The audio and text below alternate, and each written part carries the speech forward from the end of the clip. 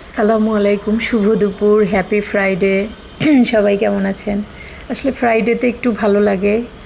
প্রতিদিনই তো মানে একই রকম দিন, বাট তবুও মনে হয় যে আমরা ফ্রাইডেটাকে একটু অন্যভাবে দেখি। ফ্রাইডেতে একটু বেড়াতে যাই, ফ্রাইডেতে বিভিন্ন পার্টিতে যাই, মানে ফ্রাইডেতে একটু অকেশন একটা ডে।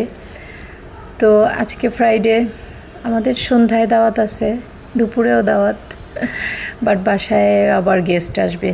তো সব কিছু ভেবে আমাকে রান্নাও করতে হইলো। সেই রান্নার জন্য আমি আজকে বিফ বিরিয়ানি রান্না করব। তো বিফটা ভালো করে ধুয়ে ছেঁকে নিছি, দেন আমি মশলা দিয়ে দিচ্ছি এক এক করে। আস্ত গরম মশলা দিছি, গুঁড়া গরম মশলা, হালকা মরিচের গুঁড়া, লবণ। আর আমি এখানে 2টা তেল ইউজ করব, একটা সরিষার তেল আর কিছুটা সয়াবিন তেল। আর দিয়ে দিব পরিমাণ মতো পেঁয়াজের পরিমাণটা একটু বেশি।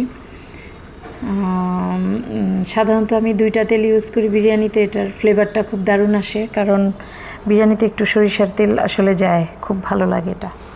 তো সব কিছু দিয়ে আমি এবার একটু ভালোভাবে মিক্সড করে নিব, হাত দিয়ে মিক্সিংটা করব। মিক্সিংটা এখানে খুব জরুরি। আমি আদা রসুন পেস্ট পরে দিব, জাস্ট তেল আর গুঁড়া মশলাটা দিয়ে আগে মেখে নিচ্ছি পেঁয়াজ দিয়ে।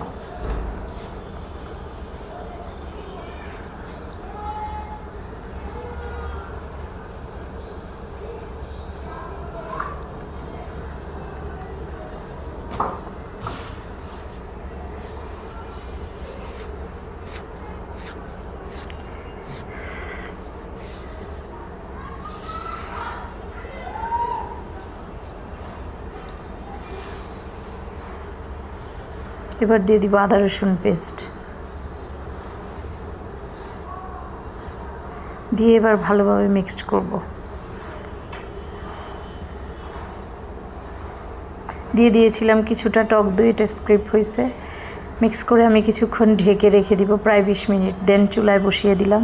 এবার মাংস কষিয়ে নিচ্ছি। আর গরুর মাংস রান্না হতে সময় লাগে, এটা আমরা সবাই জানি। আর কারি প্যানে তারপরেও একটু সুবিধা যে সিদ্ধটা তাড়াতাড়ি হয়ে যায়। আর আমি গরুর মাংস খুব একটা প্রেশার কুকারে রান্না করি না, ওটা আমার মানে কমই করি। কারি প্যানে করলে এটা কভার হয়ে যায়। আর বিরিয়ানিতে আমি অবশ্যই একটু আলু ইউজ করি, কারণ আলু ছাড়া বিরিয়ানি আসলে খেতে ভালো লাগে না। একটু বড় বড় সাইজ করে কিছুটা আলু দিয়ে দিব। আর এই তো আলু আর মাংস কষানো হয়ে গেছে। মাংসর কালার দেখেই বোঝা যাচ্ছে যে বিরিয়ানির মাংস রেডি হয়ে গেছে। আর আমি রাইসটা আলাদা করব, মানে পোলাওটা আলাদা করব, দেন মিক্সড করে দিব। তো পোলাওটা আলাদা রেডি করলে, তো এখানে পোলাও বসিয়ে দিছি, হয়ে যাচ্ছে প্রায়। সব মশলা দিয়ে একেবারে ঘি, তেল, পেঁয়াজ, আদা রসুন পেস্ট, আস্ত গরম মশলা সব দিয়ে পোলাও রেডি হচ্ছে।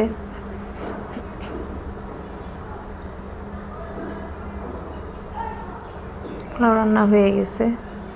আর 1 চিমটি চিনি দিয়ে দিছি, এতে পোলাওটা খুব মানে গলে যায় না, মানে হয়ে যায় না, ঝরঝরে থাকে।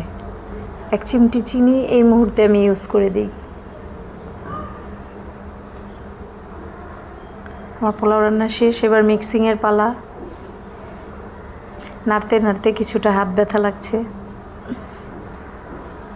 সব একসাথে সুন্দর করে নেড়ে দিব আলতোভাবে, যেন পোলাওটাও কেটে না যায়।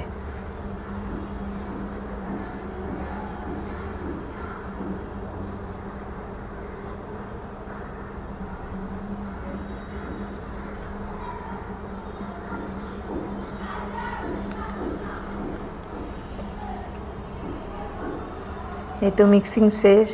এবার কিছুটা বেরেস্তা আর অল্প কিছু কিশমিশ দিয়ে দিলাম। আজকের বিফ বিরিয়ানিটা কেমন হলো সবাই জানাবেন। কাঁচামরিচ দিয়ে দিলাম। আমি ঘিটা পোলাওতে ইউজ করেছিলাম, তাই এখানে আর ঘি দেইনি। ধন্যবাদ সবাইকে।